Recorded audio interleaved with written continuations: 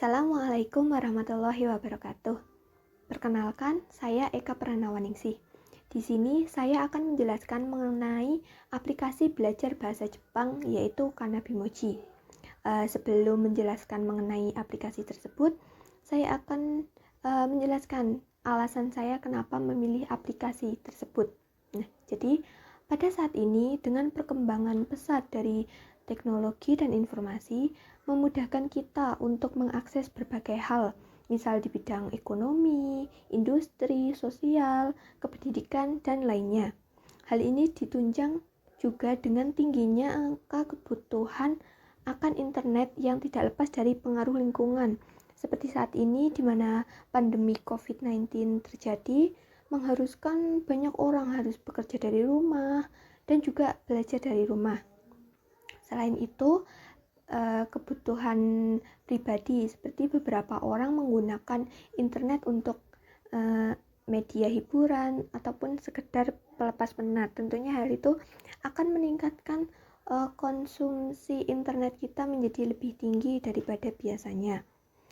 Dewasa ini, generasi muda juga cenderung menyukai gadget ataupun smartphone untuk media belajar mereka. Jadi beberapa orang mungkin menyukai belajar menggunakan buku karena buku lebih enak dan lebih nyaman dipandang daripada terus-terusan memandang handphone seperti itu.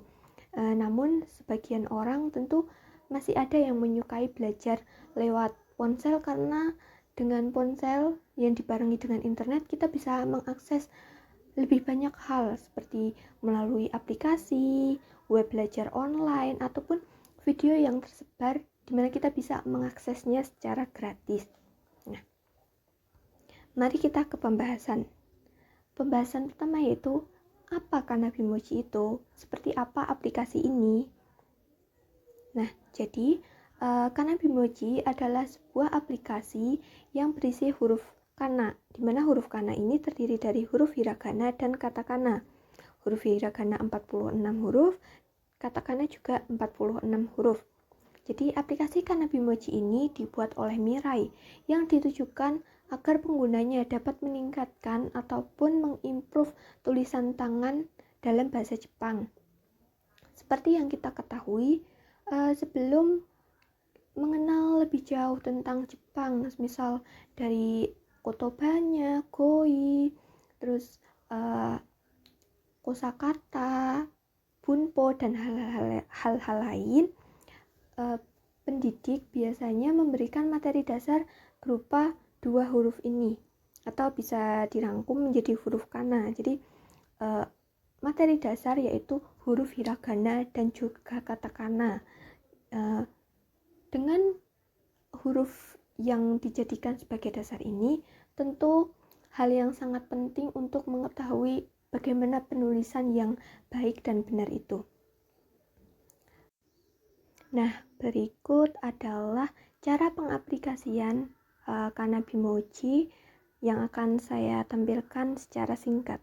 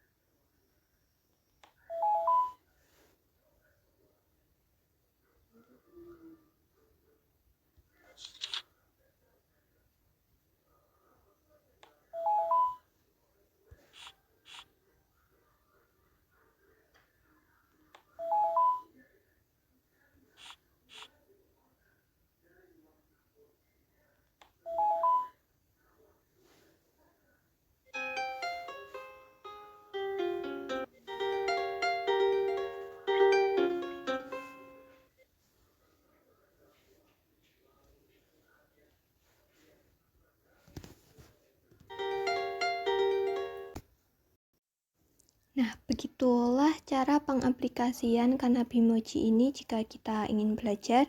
Jadi, Kanabimochi ini memiliki tampilan yang sederhana dan menarik dengan isi yang tentunya mudah dipahami. Jadi, aplikasi ini memiliki fitur dua player, yaitu player 1 dan player 2. Jadi, dengan fitur ini kita bisa bermain dengan teman, rekan, ataupun orang lain dengan tujuan untuk mengukur kemampuan bersama, bukan untuk merendah tinggikan satu sama lain. Nah, setelah kita bermain, kita bisa menghapus data player dan memulai lagi dari awal, seperti itu. Selain itu, ada fitur penilai di mana tulisan kita ini akan dinilai oleh sistem atau aplikasi ini. Jadi, jika kita merasa kurang puas dengan nilai yang kita dapat, kita bisa menulis ulang huruf tersebut melalui tombol Try New. Selain itu, ada fitur untuk melihat urutan goresan apabila kita mengalami masalah. Contohnya ketika kita salah menulis urutan huruf tersebut. Jadi di sini tulisan yang baik itu, yang memiliki nilai baik, bukan tulisan yang indah, tapi disesuaikan dengan urutan yang benar atau tidak. Jadi, maka dari itu, dengan aplikasi ini, tentu kita akan lebih teliti dan detail mengenai urutan goresan, sehingga nanti saat kita mengenal kanji, kita tidak lagi kesusahan, karena kanji memiliki lebih banyak goresan yang dengan aplikasi ini, dengan kita mulai terbiasa menulis sesuai urutan, saat kita menulis kanji, maka kita akan terbiasa. Seperti itu. Aplikasi ini memiliki beberapa manfaat. Nah, yang pertama, untuk mengukur kemampuan menulis kana. Kemudian yang kedua adalah melihat progres ataupun perkembangan tulisan dalam bahasa Jepang. Dengan banyak menulis, tentu kita akan lebih mahir dalam hal tersebut. Karena di dunia ini tidak ada hal yang instan, maka dengan memperbanyak latihan, salah satunya dengan menggunakan aplikasi ini, tentu kita dapat meningkatkan kemampuan dalam menulis bahasa Jepang secara lebih menyenangkan. Dan juga karena ada fitur penilai dari aplikasi, jadi kita lebih mengetahui seberapa jauh kemampuan kita.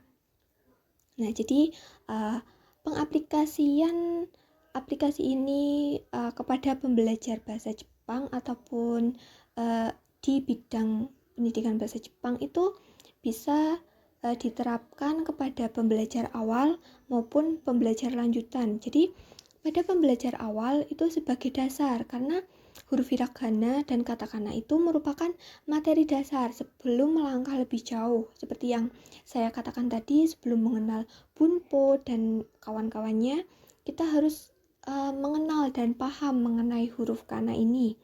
Jadi, karena huruf kana merupakan materi dasar, maka penulisannya itu perlu diperhatikan sejak awal, sehingga kita tidak melakukan kesalahan di lain-lain hari.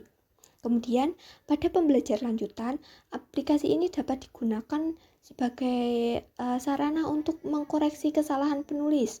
Jadi, saat kita dulunya menulis salah, kemudian kita bisa membenarkan dengan aplikasi ini, karena tentu aplikasi ini memiliki sistem penilai yang bisa menilai apakah coretan kita sudah benar atau belum. Nah, dengan aplikasi ini juga pembelajaran lanjutan dapat meningkatkan kemampuannya sehingga lebih mahir dalam menulis bahasa Jepang. Nah, jadi sekian dari saya. Sampai jumpa di lain waktu. Terima kasih. Sayonara.